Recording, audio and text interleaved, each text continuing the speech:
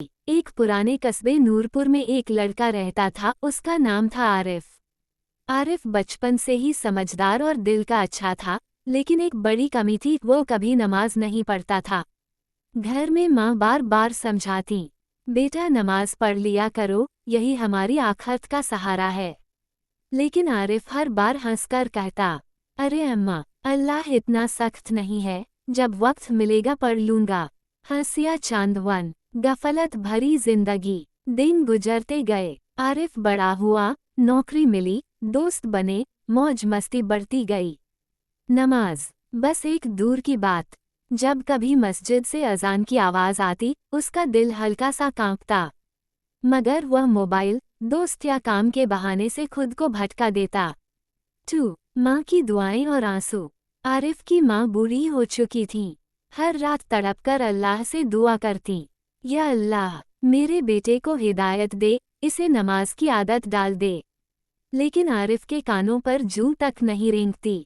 High voltage 3। पहला झटका, मौत की याद।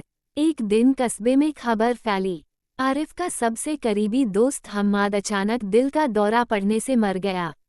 जनाजे में आरिफ मौजूद था। पहली बार उसने मौत को इतनी करीब से देखा। कब्र में मिट्टी डालते हुए उसके हाथ कांप रहे थे। मौलवी साहब ने कहा, याद रखो, इंसान को कब्र में सबसे पहला सवाल नमाज का होगा। ये सुनकर आरिफ का दिल डर गया। रात भर नींद नहीं आई। उसने सोचा, शायद मुझे भी नमाज पढ़नी चाहिए। लेकिन 2 दिन बाद फिर वही पुरानी आदत, गफलत, टालमटोल, नादानी। 5. दूसरा झटका, गुनाहों की दलदल। आरिफ काम में इतना डूब गया कि घर, माँ और धर्म सब पीछे रह गया। एक रात देर से घर लौटा तो माँ दरवाजे पर खड़ी थीं। वह बोली, बेटा, दुनिया की भागदौड़ में खुद को मत खो दो। नमाज छोड़ना बरकतें छीन लेता है। मगर आरिफ ने फिर मजाक समझकर बात टाल दी। और सच में, बरकतें एक एक कर उससे दूर होने लगीं। काम में नुकसान, घर में कलह, मन में बेचैनी, सब बढ़ने लगा। अमावस्या 5। डूबती रात का सपना। एक रात आरिफ को अजीब सा सपना दिखा। वह एक अंधेरी, तंग कब्र में पड़ा है। सांस घुट रही है, चारों तरफ अजीब आवाजें। अचानक उसके सामने एक काली, भयानक शक्ल खड़ी होती है और चीखकर कहती है, मैं तेरी छोड़ी हुई नमाज़ें हूँ। तूने मुझे दुनिया में बर्बाद किया, आज मैं तुझे बर्बाद करूंगी।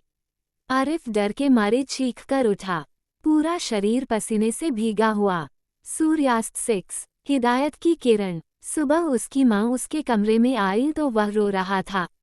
माँ ने उसके सिर पर हाथ रखा।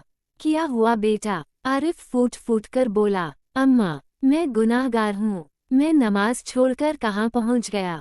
माँ ने प्यार से कहा, अल्लाह की राह कभी बंद नहीं होती। वो इंतज़ार करता है कि उसका बंदा वापस लौट आए। ये बात आरिफ के दिल में बैठ गई। 7. पहली नमाज, दिल का सुकून।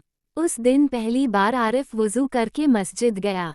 दिल तेज तेज धड़क रहा था। इमाम साहब ने तकबीर कही। आरिफ ने हाथ बांधे और आंखें बंद कीं। और पहली ही रकत में उसकी आंखों से आंसू बह निकले। उसे ऐसा लगा जैसे दिल का बोझ उतर रहा हो, जैसे रूह सुकून से भर गई हो। चमकता सितारा 8। बदलती जिंदगी। धीरे धीरे वह हर नमाज पढ़ने लगा। जिंदगी में बरकत आने लगी। काम में सफलता, घर में शांति, माँ की मुस्कान। लोगों ने उससे पूछा, आरिफ, तू अचानक इतना बदल कैसे गया? वह जवाब देता, नमाज ने मुझे अंधेरे से निकालकर रोशनी दिखा दी।